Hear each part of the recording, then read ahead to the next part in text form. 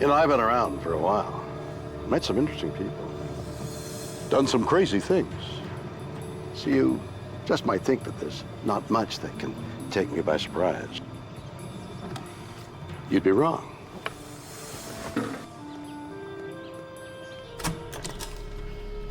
The world is full of stories, science and things that amaze and confound me. Every single day, incredible mysteries that keep me awake at night. Some I can answer. Others just defy logic. Is there life after death? In Connecticut, a man visits a Civil War battlefield where he is suddenly overcome with emotion. To this day, I don't understand what exactly happened. Is he the reincarnation of a dead general? In Haiti, 18 years after his death, a man returns from the grave. This individual had clearly been pronounced dead by the doctors. Do zombies really exist? And in a remarkable experiment, scientists in England conduct a series of groundbreaking seances. Is it our first genuine proof of the afterlife? Yeah. It's a weird world, and I love it.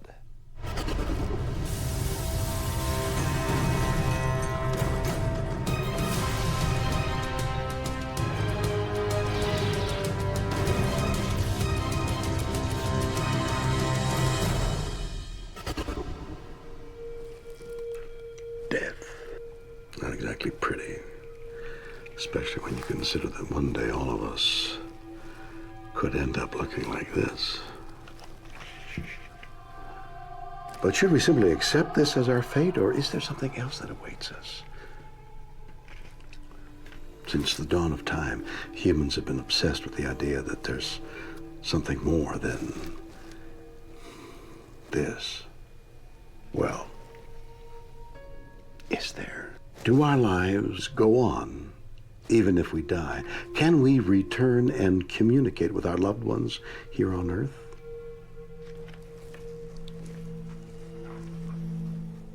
Is there life after life? And perhaps the most important question of all, can we prove it? Well, just maybe we can.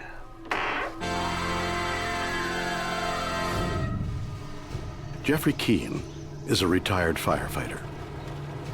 In 1990, he decided to visit the site of the famous Battle of Antietam, one of the bloodiest encounters of the Civil War, and a place where thousands died in just one day. I was traveling down through Pennsylvania with my wife, antique hunting, and I asked my wife if it was okay if we took a little side trip over to Antietam to see the battlefield. But what begins as a fun day out will soon turn into a nightmare. My wife wasn't very much into history, so she remained in the car, and I walked over to where the battle had taken place at the sunken road. Gone about 50 feet when it became very hard to breathe. I started crying. I was very angry. I was very sad. If you take the saddest you've ever been and magnify that by about 1,000 times, that gets close. I was exhausted. I couldn't tell exactly what was going on. I thought I was maybe having a heart attack, but I didn't have any pain. Overcome by a wave of violent emotions, Jeffrey then has a powerful urge to visit the gift shop. I felt compelled to go there. I threw a magazine on the counter. I said, I want this, and it was a Civil War quarterly magazine on Antietam. To this day, I don't understand what exactly happened. For the next 18 months, Jeffrey's life returns to normal. Until one night, when he attends a Halloween party.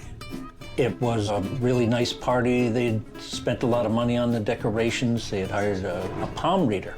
And I sat down in front of this woman, and she took my hands, and I told her the story of what happened in Antietam. As Jeff tells his story, the palm reader suddenly becomes uneasy. She's sitting there shaking her head, and she dropped my hands a few times. And then she drops a bombshell. She believes Jeffrey was at Antietam in a previous life. He said, you died there, but you hung around for a long time. I said, just let me ask you one question. Are you sure he was dead? She said he was full of holes. That's one thing I'll never forget. The bizarre encounter will lead Jeffrey on a journey in search of the truth. The next day, I took my wife to work, and I remembered the magazine that I had to have. I had it for a year and a half and hadn't read it. I opened it up to the section on Antietam where I had had the experience, and my eyes skimmed down the page, and I see a photograph of a general. As Jeffrey stares at the photo, he is stunned by what he sees.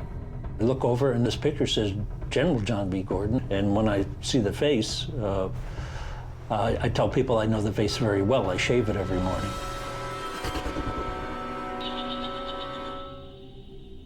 Unless you're unfeeling, unthinking, completely drained of any type of emotion, it's going to have a bit of an effect on you, even if it's just awe and wonder. Remarkably, Jeffrey is a double for General John B. Gordon. But as he reads on, things get even weirder. I read in the story he had been wounded 5 times that day. He was shot through the face, and I figured he had probably been killed there. John B. Gordon was a general of the 6th Alabama Regiment, a hero who was shot in the bloody Battle of Antietam. Could there be a link between Jeffrey and a general who had died nearly 200 years before him? Suddenly, Jeffrey makes another startling connection. It was on my 30th birthday. At 12 midnight, I got such an horrendous pain in my jaw. It radiated down into my neck. I know what it feels like to be shot through the face. That's how bad it hurt. Was Jeffrey's mysterious pain somehow related to General Gordon's injuries? Gordon was 30 years old when he was shot through the face. Same age. That was 10, 15 years before I ever heard Gordon's name. It wasn't like this was worked backwards. I heard about Gordon's wounding. I went over to the hospital, made him fudge up some documents that mimicked the wound that Gordon had more than 100 years before. Kind of hard to do. And I have the documents to prove the hospital visit. Could all these remarkable similarities be explained by coincidence? Jeffrey believes there's only one answer.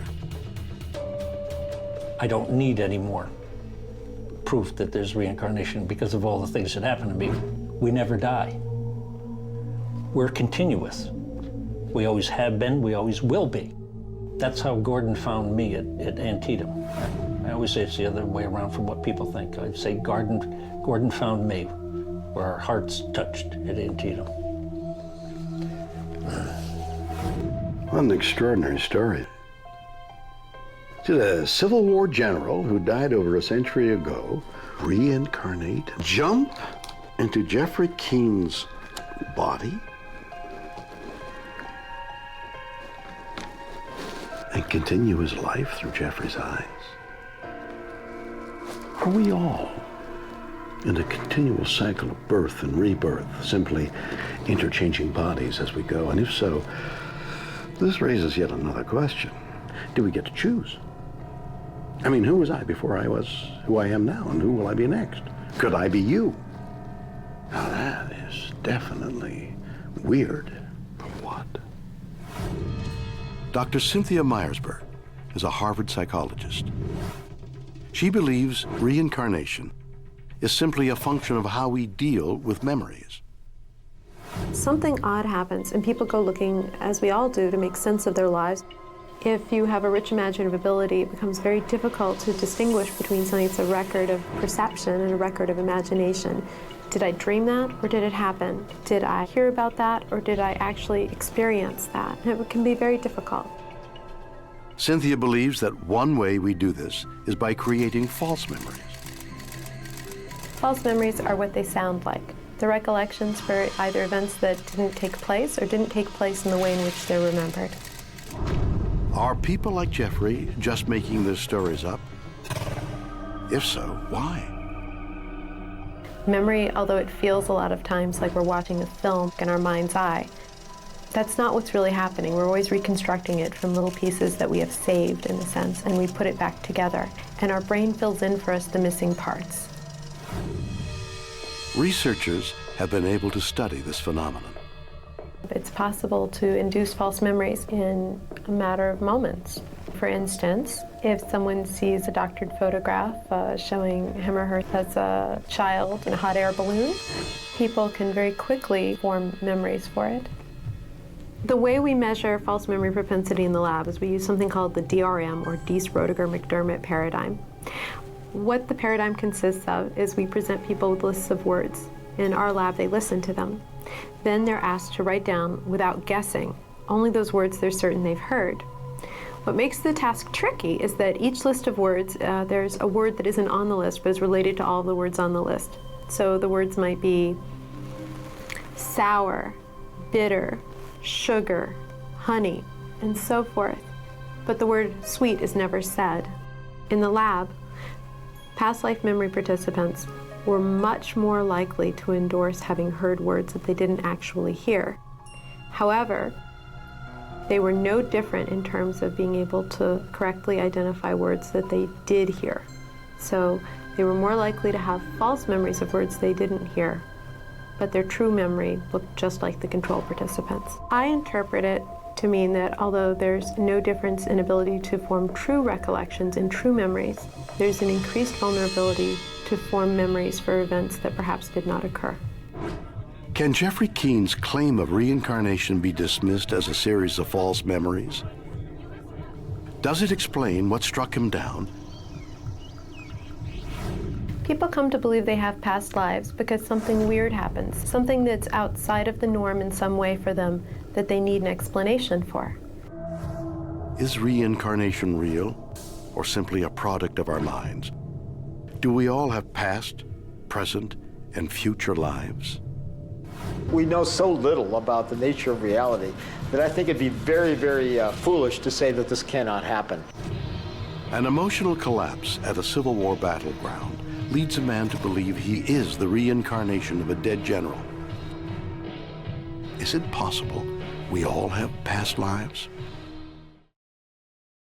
Tariq Sator is the facilitator at the Ontario Hypnosis Center. He not only believes reincarnation is real, he can demonstrate it using a process called past life regression. Past life regression is a series of steps that you go through in order to access memories from previous lifetimes. It is allowing the conscious mind to be put aside for a while as you access the subconscious mind. Begin by just lightly closing your eyes now. Tariq is preparing a patient, Karen, to travel back not only deep into her own past, but to lives she may have lived before, and from where he can access her memories. Imagine, if you will, above your head is a point of absolutely pure white light. It starts by first taking the client back through age regression. And typically it's about 14 or 15 years old and then to 3 or 4 years old. I'm on my mom's lap and I'm getting all of her attention. Karen has now gone back over 30 years. The next step will take her into what is known as blue mist, a space in between her current life and the one she lived before. Take a deep breath now and go beyond the blue mist, finding yourself at a still earlier time.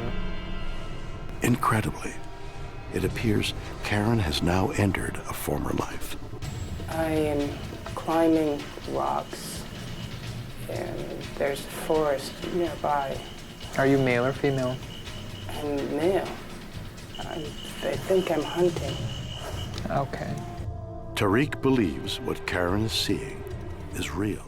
They're interacting, they're in the body of that past life. They can see out of that person's eyes. It's very, very personal. To complete the session, Tariq must reverse the process and bring Karen back into her current life and present age.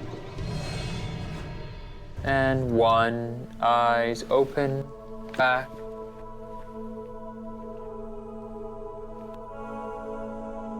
Did Karen actually visit her former life? Is past life regression evidence that reincarnation is real? Dr. Stuart Hameroff is a scientist.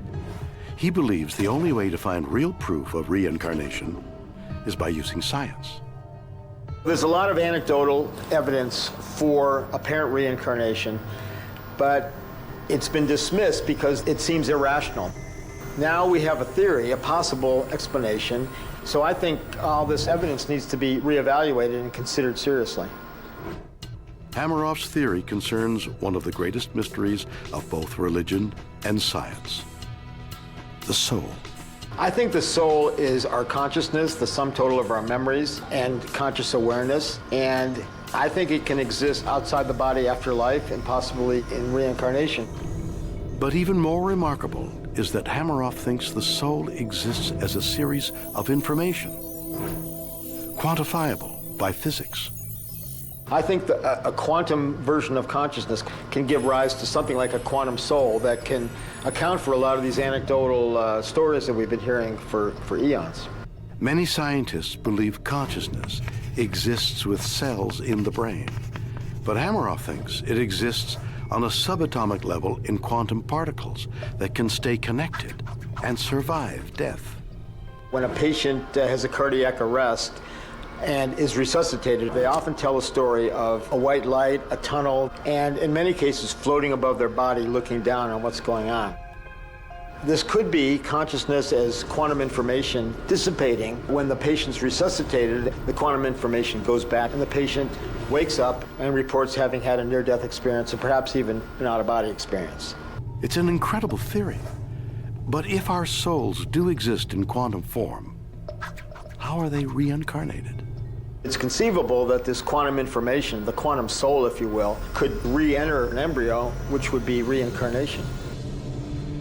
Do our souls consist of information that can travel even into an embryo? Have we solved one of the greatest mysteries in the universe? We know so little about the nature of reality that I think it'd be very, very foolish to say that this cannot happen. And with the anecdotal evidence from reincarnation and memories and past life and so forth, it seems to me that it may be more logical to assume that it does occur. Was Jeffrey Keane the reincarnation of a long-dead general? Or did false memories convince him it was true? Does the soul exist independent of our bodies? Can we visit past lives? And if we can, what will we find? Weird? Or what?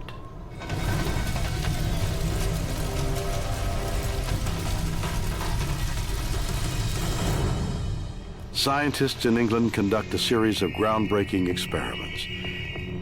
Did they find the first genuine proof of the afterlife?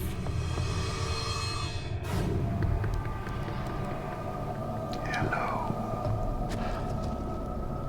Hello. I don't know about you, but I've always been scared of things that go bump in the night. Fred! Most of them we can explain, but what about those we can't? Are we surrounded by spiritual entities, the remains of those that have passed from this life? Are they what we call ghosts? And if they are there, are they friendly? And can we communicate with them? Fred!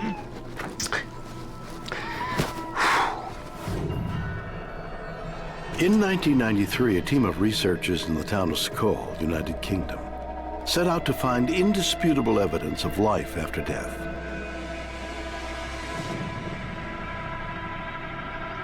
Conducting a series of extraordinary seances,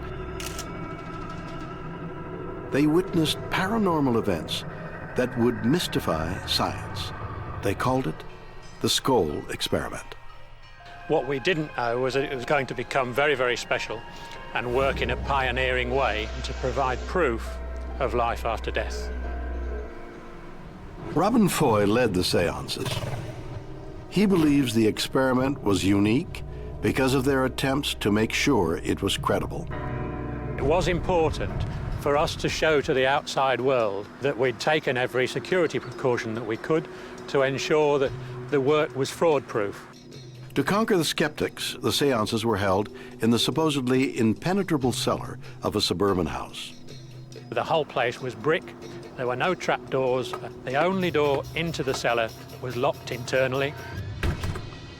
Each one of us would wear luminous armbands so that everybody who was present could see that no one moved. We were using a table which was actually fraud-proof so that nobody could get under it and do anything at all. We were seeking to actually get viable proof that we live on after we die. The Scole Experiment began in November 1993. As Robin Foy and his team assembled in their cellar, they had no idea what might happen. But it didn't take long to find out. After a short while, the spirit lights come, little lights about the size of a pea or slightly larger, very bright, and they would sort of perform aerobatics. Later on, there were spirit voices speaking from mid-air. We were able to hear on a one-to-one basis all of the spirit people. Everybody in that room would be regularly touched by spirit hands. As the experiment continues, the team is amazed as the paranormal activity becomes more intense. All sorts of different things would materialize in midair and then fall down onto the table. We would hear the bang as that hit the table. We may actually have solid spirit personalities moving around in the room. We were pushing the bounds of psychic research further forward than anyone been able to produce or witness anywhere in the past. Encouraged by the success, Foy decided to try something extraordinary. Something that would prove they had made contact with the afterlife. We were doing an experiment with a film that was still in its plastic container. We would have this locked into a security box to ensure that nothing was ever done by us to that film. It was a remarkable and ambitious idea. The team hoped a spirit might somehow implant an image on the film inside the box. If so, it could be the proof they were looking for. When they finally checked the film, they couldn't believe their eyes. That was quite amazing. We had hundreds of photographs that were produced to show us various aspects of the spirit world itself. Some of them were so fantastic they really would knock your socks off. But there was one photograph that was different from the rest. A haunting image of what seemed to be a woman's face. You actually see on this one areas of this person's face. Who is the woman? And how did her image appear on the film? Foy believes this chilling incident makes the Scole Experiment the definitive exploration into the presence of the afterlife. The Scole Experiment, I think, was very, very important because it went further than anybody had ever been able to go before in proving the real existence of life after death. Despite his claims, many skeptics doubted the results. Did Robin Foy and his team of researchers make contact with the other side? Is the Scole Experiment proof that there is life after death? Or could it have been an elaborate fake? One way to find out is to try it for ourselves. A UK research team experiences a remarkable series of paranormal events during a series of seances. Did they find proof of life after death? Brian Dunning is a scientific journalist. He believes the events of Scole were nothing more than an illusion. Here's the problem with seances, is that seances have existed as a magic trick for 200 years. They are an illusionist giving the impression that spirits are in the room. They are a magic trick. It's almost impossible to envision a seance being done seriously by people. They're always performances. So that's why, yeah, it's hard to take a seance seriously. What we are trying to recreate are the famous Scole experiments. Was the Scole experiment a magic trick? To test Dunning's theory, we've set up a fake seance using a professional illusionist. To create the conditions at Scole, the participants are sitting in pitch darkness. Using night vision cameras, we can see them, but they can see nothing at all. The session begins with everyone holding hands. Give me your hand here and your hand here. Please do not break the psychic circle at any time during the seance. Spirits, are you with us tonight? The Scole experiment claimed that spirit voices seemed to come from midair. The illusionist will attempt to recreate them with an assistant using a cardboard tube as a megaphone. Speak to us. She will always love you. Whoa. Faking disembodied voices seems simple. Charles, the name Charles. But can they convince Yes. these participants That was close. they are being physically touched by spirits as claimed by the people at Scole? My spirit guide, I'm going to ask my spirit guide, Francine, will you give us a physical manifestation? I want Francine to come towards the center of the table. What? What happened? Don't touch me. About yourself! Whoa, whoa, whoa! The final trick centers around the claim that objects materialized out of thin air. Is this so easy to disprove? Leave us now! Leave us! Ah! The experiment is over. Even though his seance was badly faked, the participants are left visibly shaken. Nobody's laughing. Everybody took that completely seriously. It was a very powerful experience for these people. Although the participants were fooled, Brian believes this proves the Scole experiment was a hoax. We saw a few of the things today that were reported from the Scole experiments. We've seen that those can be easily faked. Do we know that they faked them at Scole? No, of course not, because no controls were applied. We don't know what actually happened. But when we see how easy it is to fake it, how can we know that these could have been real?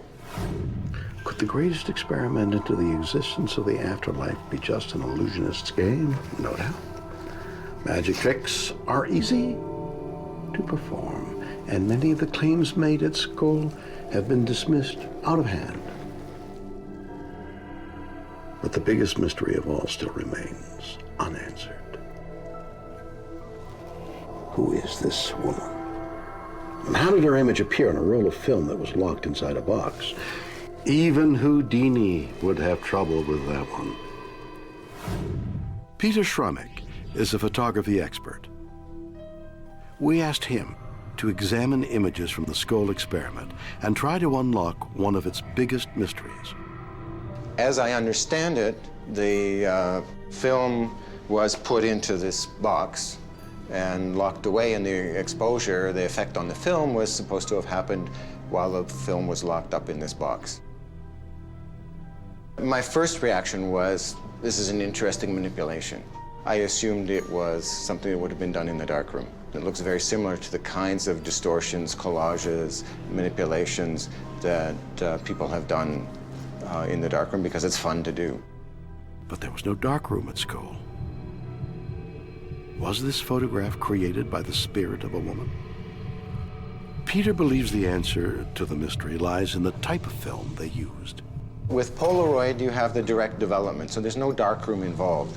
When you process it, you actually put it into a container that is full of a gelatinous chemical that gets spread onto the film evenly.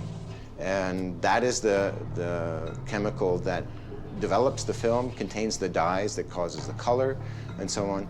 And so you have this jelly-like substance that's being spread over the film to develop it. You're cranking that through by hand or sometimes by motor. And depending on how you crank it, you can get different kinds of distortions and effects simply because for chemical reasons. And that, in my mind, is what's happened in these photographs. All you're seeing are the chemicals that are the way that they've affected the film as it's gone through. What is harder to explain are the actual faces in the images. They're not light effects, they're not chemical effects, they actually are, images of faces. So how was this haunting image created? My explanation for that would be that the film has been tampered with, and the film has been put through the camera, and these faces have been exposed into it prior to the supposed experiment. And then when it's processed, these show up, but they show up in this distorted fashion because of the chemical processing distortion. And that actually is quite easy. You can take a roll of film. I can take this sort of brand new roll of film. No one's ever done anything with it. I can take it. I can put this film in the camera. I can shoot the roll of film. I can wind it back. And as I wind it back, I can leave the leader sticking out like this, and no one knows whether this film is exposed or not. Peter believes he has solved the mystery. But what if the Scole researchers were telling the truth? I don't think while the film was in the box that any of the effects that we're seeing could have been created unless one believes in some sort of supernatural explanation. Is this a woman from the spirit world? Did Robin Foy and his research team find proof of life after death at Scole? Or was it an ingenious hoax? Whatever the truth is, this is weird, or what?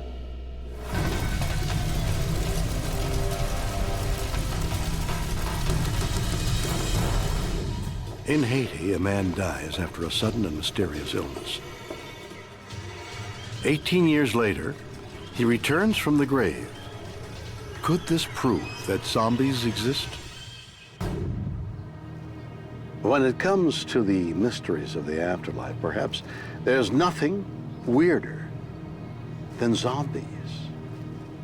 The dictionary describes a zombie like this: the body of a dead person given the semblance of life, but made mute and willless by a supernatural force, usually for some evil purpose. Sounds like my bank manager. But could it be true? Could mindless, shuffling cannibals actually exist outside of Hollywood?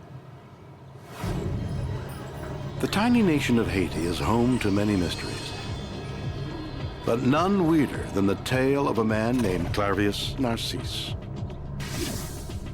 Wade Davis is an explorer and author. He investigated the case, which began in 1962 when Narcisse suddenly became violently ill.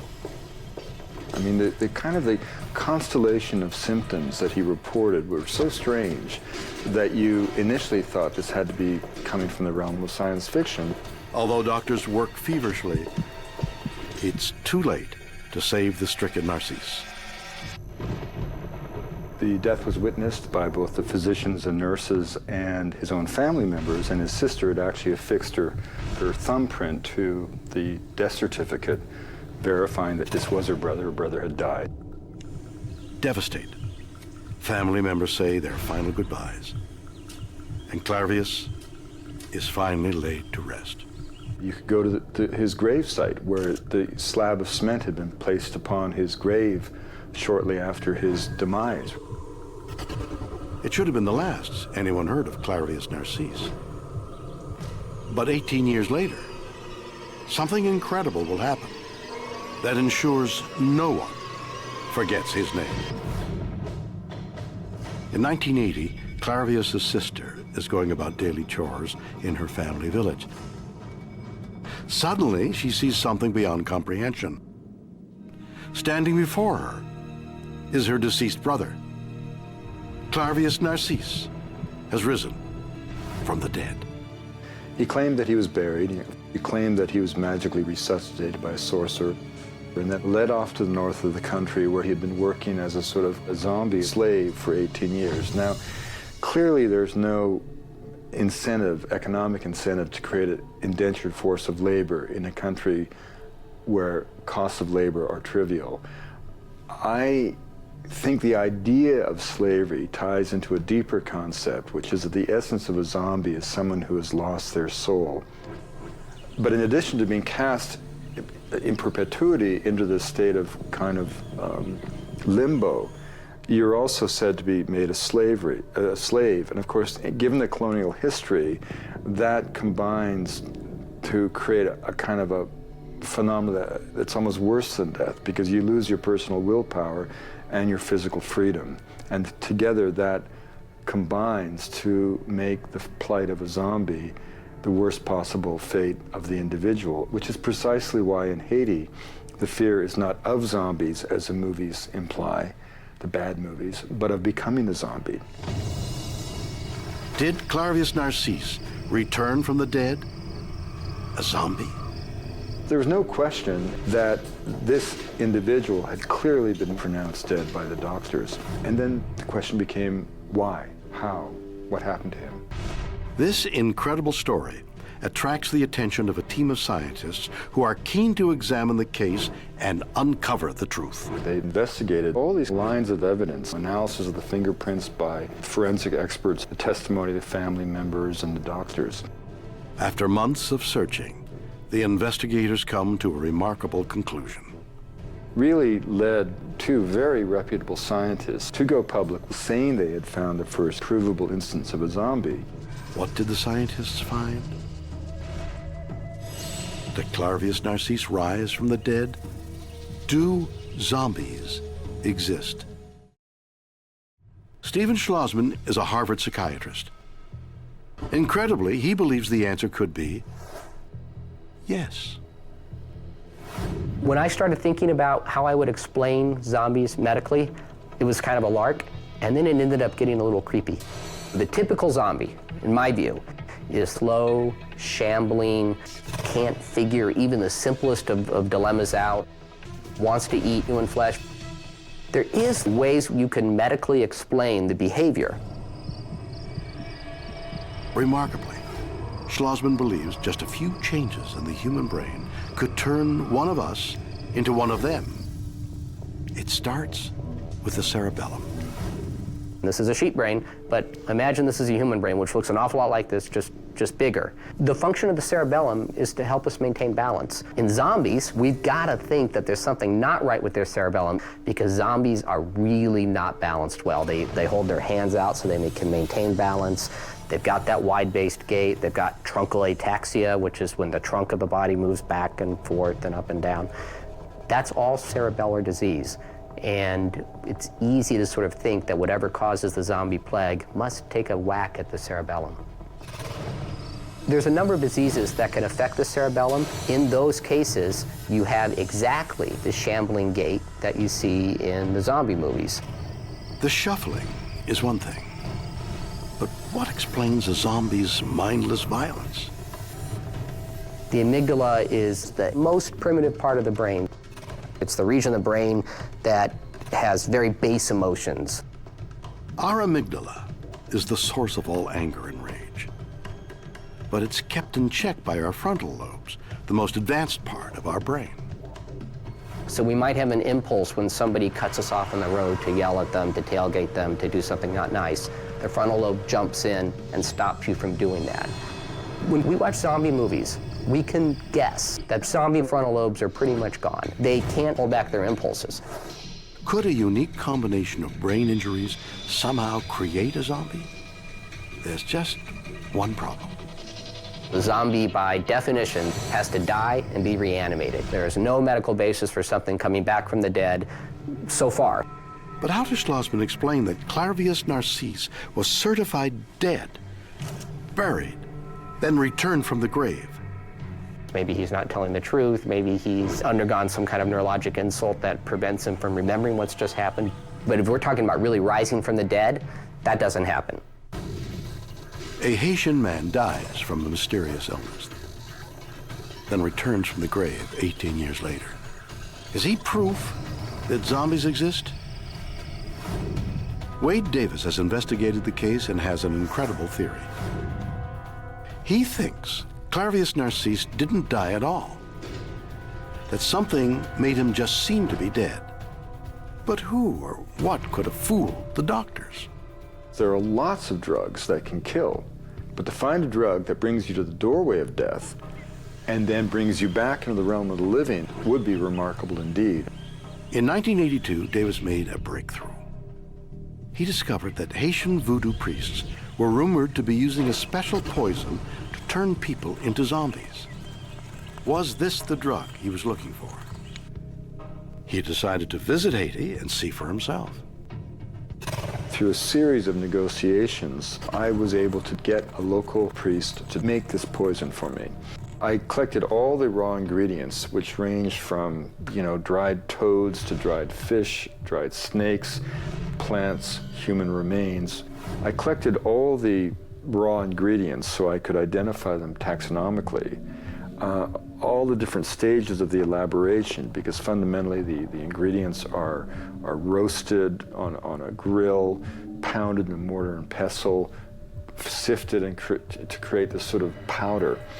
And I brought them all back through U.S. Customs, and it was kind of amusing because I came through for the first day on Easter Sunday, 1982, Kennedy Airport, and I had no permits whatsoever, and I had this suitcase made of surplus 7-Up cans that had been printed in Saudi Arabia because you could see the Arabic script, and it was filled to the gunnels with all these ingredients, including human remains, a human skull. I had a live Bufo marinus toad, the biggest toad, this big, in my backpack, and no permits whatsoever. And I opened this up, and the customs guy in New York just slammed it shut, and he said, and I quote, "Look, it's Easter Sunday. I don't know who the you are. I didn't even want to have to work today. Just get the out of here." Back in the U.S., Davis takes the poison to be tested in a lab. He finds something extraordinary. It contains a chemical more deadly than cyanide. A tetrodotoxin acts by physically blocking nerves, but it brings on a state of apparent death so profound that it has many times fooled physicians. Had the Haitian priests discovered a drug that could replicate death? If so, where did they get it? In Haiti, there's this sort of famous pufferfish, which inflates like a big porcupine. Without doubt, the Haitian sorcerers had identified a natural product that contained a toxin that could make someone appear to be dead. Could this powerful drug produce the symptoms Narcisse experienced? He said he was paralyzed. He could hear himself pronounced dead. He could sense the sheet pulled over his eyes. He heard his sister begin to wail, but he could not respond. Was an innocent man turned into a zombie? The evidence seems undeniable, except for one thing. No one knows if Narcisse was administered the poison. What we do know is that he was pronounced dead when he turned back into the realm of the living. So presumably, if any of this is accurate, somehow he received the poison. According to what he said, the poison was rubbed into the skin.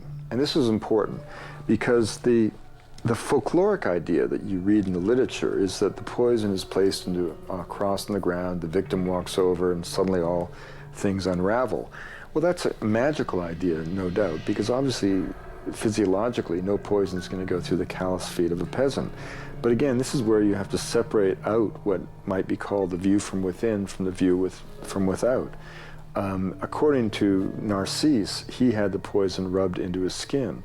And this would be important because the effective way for this powder to be administered would be through the blood. All right, let's think about this for a second. We know that a certain set of brain alterations, diseases, or injuries could cause the zombie-like symptoms you see in the movies. That a mysterious poison has the power to mimic death, but is there any real proof that we can return from the dead? Well, let me tell you something. The living dead are living among us. And they are in Detroit. At a warehouse in Detroit, something remarkable is happening. Inside these containers 103 people are waiting to return from the dead. This is a cryogenics center. The people entombed here have made an incredible choice: to have their bodies frozen after death, with the hope that science will one day bring them back to life. Ben Best is the president of the Cryonics Institute. He believes not only can we survive death, but that the people here haven't actually died. We do call them patients because we don't regard them as being dead in an ultimate sense. I think in practice, be regarded as a hospital, because I think that's what we're doing. We're holding these metabolically challenged patients. But can cryogenics work? It's a remarkable and controversial process. Behind me are our cryostats. They hold liquid nitrogen, which is at minus 196 degrees Celsius. Each of these cylindrical units holds 6 patients. Best believes cryogenics has changed our definition of death. Only a few decades ago, if your heart stopped, that was it. But it's just not the way we see things anymore. How do you keep someone who is dead alive? It begins by pumping oxygen-rich blood throughout the body. This keeps cells alive and avoids damage caused by rigor mortis. Then, the body must be cooled. And we don't just drop the patient in a liquid nitrogen. That kind of rapid cooling would be very damaging. So we try to cool in a controlled manner. If you cool too quickly, then you get too much cracking. We can't prevent cracking entirely, but certainly if you just drop the patient directly into liquid nitrogen, there'd be a lot of cracking and shattering. What we want to do is we want to cool as quickly as possible while the cryoprotectant, the medical grade antifreeze, is still in a liquid state. And then when it solidifies, we want to cool very slowly, because while it's in a liquid state, the idea, you want it, the colder the better. But when it becomes a solid, if you cool too quickly, you create thermal stress. The body temperature is slowly lowered, first by an ice bath, and then in a cooling chamber where it will reach minus 196 degrees. Best believes this will preserve these bodies for hundreds or perhaps thousands of years. But why? It seems to me as if you're preserving all the material there, that some future technology is going to be able to figure out a way to get that all fixed and going again. It's reasonable to think that nanomachines can restore the person to their original condition. Nanomachines already exist. Tiny machines smaller than a single cell. Scientists believe they could soon flow through our bloodstream, targeting viruses, repairing organs, and destroying disease. Can cryogenics give us life after death? Could it even conquer death itself? Best believes it is our greatest hope for eternal living. It doesn't seem so much more unreasonable than to speculate that people will someday live on Mars. Can we die and wake up 1,000 years later and resume our lives? And even if we can, would we really want to? Or do we return as zombies, doomed to a mindless existence? Is life after death really life at all? Weird. Or what?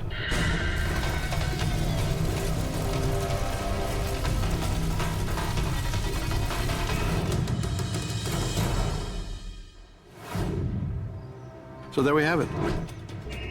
Stories of life after death from all over the world. In Connecticut, a man is overcome with emotion at a Civil War battlefield. Is he the reincarnation of a dead general? In England, scientists conduct a remarkable paranormal experiment. Did they find the first proof of the afterlife? And in Haiti, a man returns from the grave 18 years after his death. Are the living dead walking amongst us? Do zombies exist? Are these stories evidence of life after death? Can we dismiss those who claim they are true? You decide. Join me again next time for more stories that will undoubtedly be weird or what?